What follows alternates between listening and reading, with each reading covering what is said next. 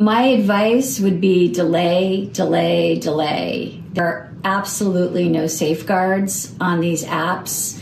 There's no way to protect your kids online from seeing things that you would be horrified.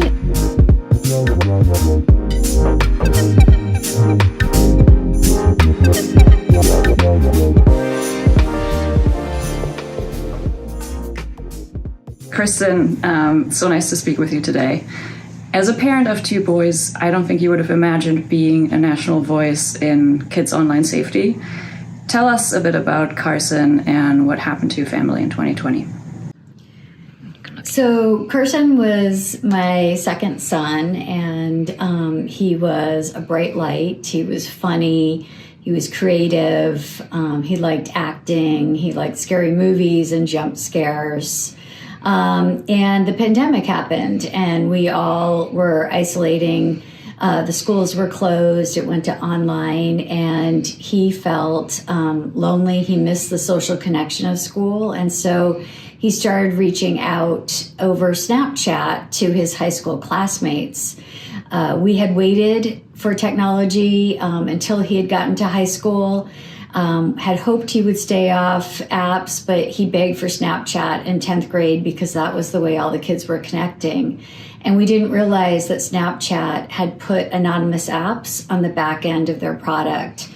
And so, unbeknownst to us, Carson was receiving hundreds of negative, harassing, sexually explicit, and humiliating messages from his classmates. In the weeks before his suicide. He had talked to us about incidents at school before, but he did not let on that this was happening to him, and he was trying to handle it the best he could. The final search on his phone before he ended his life on June 23rd, 2020, was for hacks to find out who was doing this to him. And at Unite, we're working to bring families together to lean into collective action. What's something that you would want to share with families? I would share with families that it is so critical to delay the iPhone use. Delay, delay, delay. There are no safeguards on these apps anymore. There's no way to protect your kids online from seeing things that you would be horrified to know that they were viewing. And I really believe that if kids can have real friendships and develop real hobbies, that when they do eventually move to an iPhone, it's used for communication because they realize that likes and followers are not real. Friendships are real and humanity is real. Please summarize for us the urgency of passing the Kids Online Safety Act and then equally important changes to be made to Section 230. The two pieces of legislation that absolutely need to move forward are the Kids Online Safety Act, and that is the version that was passed in the Senate in 2024, almost unanimously, 21-3, complete bipartisan support, and it required a duty of care when these companies were creating these product designs to keep our children safe.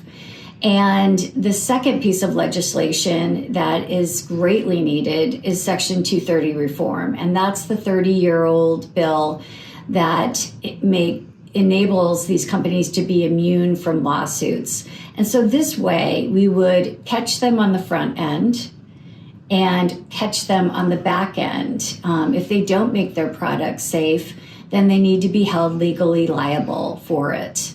So at Unite, we want to activate families' voices to push for much needed public policy changes. How do you suggest that they get involved? I think it's important for every family to remember that it only takes 5 letters to our state houses to get our leadership's attention. And at the federal level, it's 20 letters. And so everyone needs to be involved. It isn't just survivor parents. We need concerned parents, concerned grandparents that are looking at Unite's newsletters and their calls of action. We need these congressmen to represent their constituents, their families, their children, not big tech. And when they don't follow through, we need them to be accountable. And Kristin, now you added another remarkable endeavor to your action portfolio, the Kristin J. Bride Effect. What prompted you to start the nonprofit, and what's its mission? I decided to start the Kristin J. Bride Effect to formalize my advocacy work. I've been doing this for 5 years and noticed that there was a void in the focus of nonprofits on tiny tech, the smaller apps that go viral quickly without safeguards like the anonymous apps that were used to cyberbully Carson. And it is through research, awareness, and advocacy that I want to bring light to these apps and warn parents. And the name comes from the fact that Carson, when he grew up, he really wanted to make the world a better place. And I believe that together we are doing that. You and I have been working on a really important documentary together over the past 3 years that talks about your story and also the larger picture of the role of tech in our lives. Tell us a little bit about the film. So Your Attention Please is a story that covers multiple stories. One of them is Carson's story and my advocacy and fight for Kids Online Safety Act with fellow parent survivors in DC. But it also addresses other ways that people are fighting the attention economy through phone-free schools and the log-off movement. And we really hope that this film will inspire a social reset, cultural change, that values humanity over tech. And as far as where you can view it, you can sign up on the website for the film. It's www.yourattentionplease.com. And you can receive updates on the screenings of the film. And keep your eyes out for updates for the release in early 2026. Okay, awesome. Thank you so much, Kristin. Thank you, Sarah.